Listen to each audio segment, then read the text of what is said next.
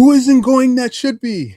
It's so funny. So apparently, a Japanese experiment showed exactly why traffic jams happen for no reason. Oh, there's always a reason. There's always a reason. This video shows exactly what happens that causes traffic, and you guys are going to be so validated, and you're absolutely going to be vindicated when you hear, or rather see, why traffic jams happen, why traffic even happens at all. I always thought to myself, if they could get automatic self-driving cars on the road, no one had to touch their car at all, I'm pretty sure it would eliminate 95% of traffic. I am quite sure, because what happens is everyone stays the same distance from each other, and as this car moves, give yourself a couple feet and this car also moves. But what happens with humans is so much human error.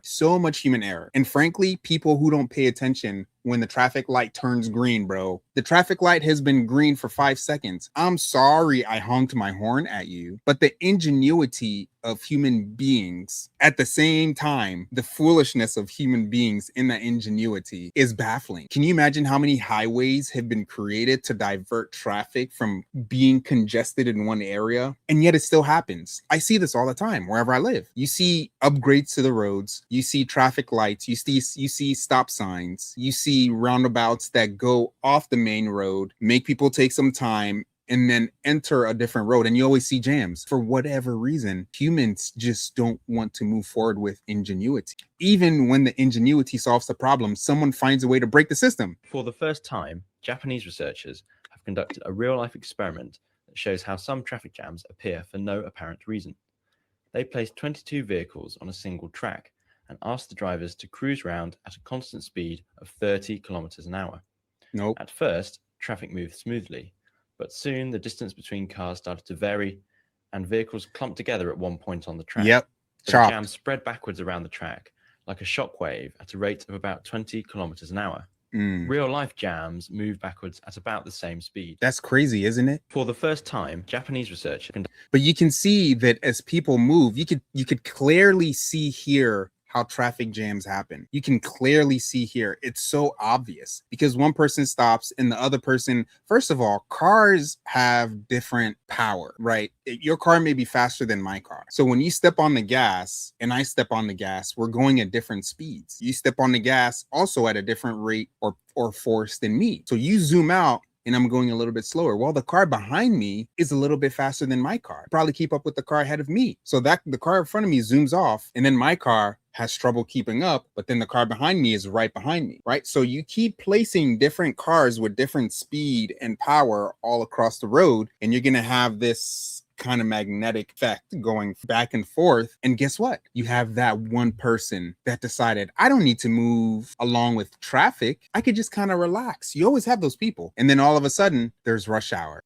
The interesting thing about this is if you've ever driven on a highway and done this, then you'd probably understand trucks cause a lot of traffic. Like, I personally think there should be a third lane or a new lane created on all highway roads specifically for trucks, just trucks alone. Why? Because whenever I see a truck, I make sure never to follow them. You find that sometimes when you get in front of a truck, there's this huge gap between them and the car in the front because of that power difference. Smaller cars move faster than trucks. And so when you have trucks on the highway, guess what they do? I bet you $1,000 that they contribute to rush hour 100 times over. And then you have those trucks that aren't even really paying attention. They have like a mile gap between them.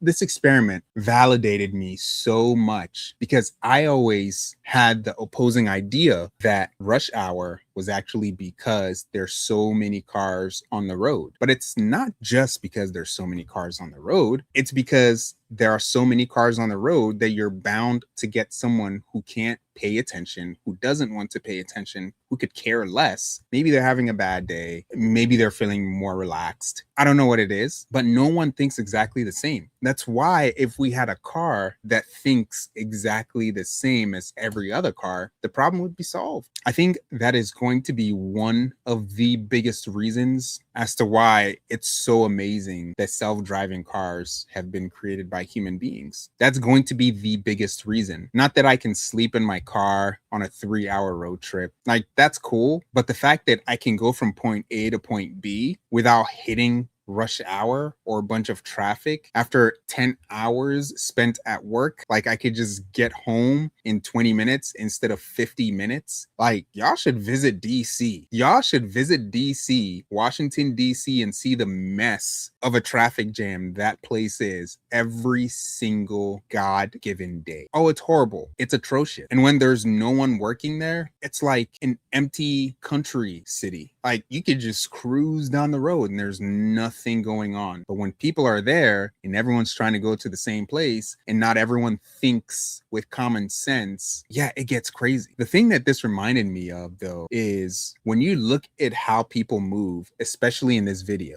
they're all moving even though they're telling them move at 30 kilometers per hour or 30 miles per hour. I forget the number. None of them can actually do it well. None of them can actually do it right. This is a world that we live in when everything is subjective. Like, my opinion is my opinion, yours is.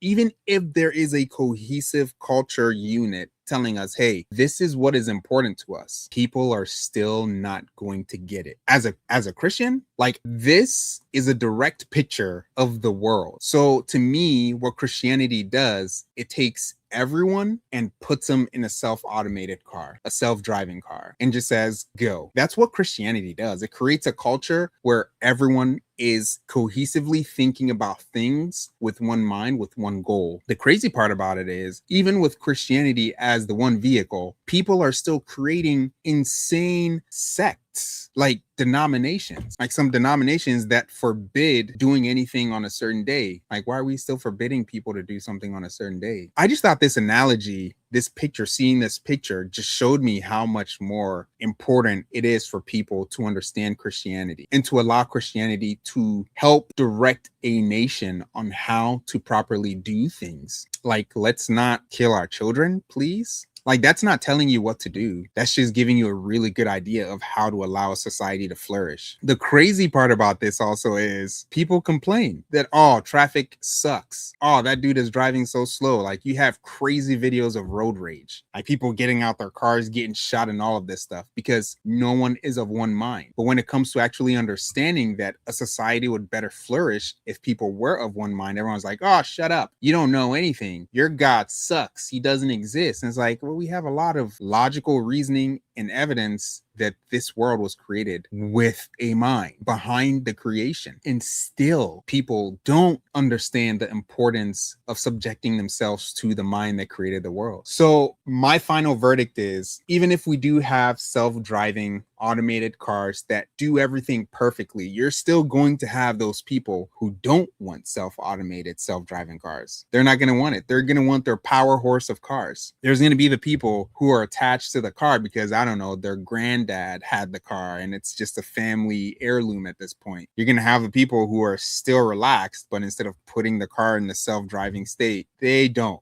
And they end up on the phone. Like, humanity is never going to get to the point where everything is just perfect because people. And I think the more cohesively people fall in line with a one-minded view, the better we'll understand the people who don't want to fall in line with it. If you got any value out of this video or some of the things I said, drop it down below. I want to hear your thoughts because this video absolutely blew my mind. I've never seen it before, but when I saw it, I was like, oh, I'm right. Catch you guys next time. Peace.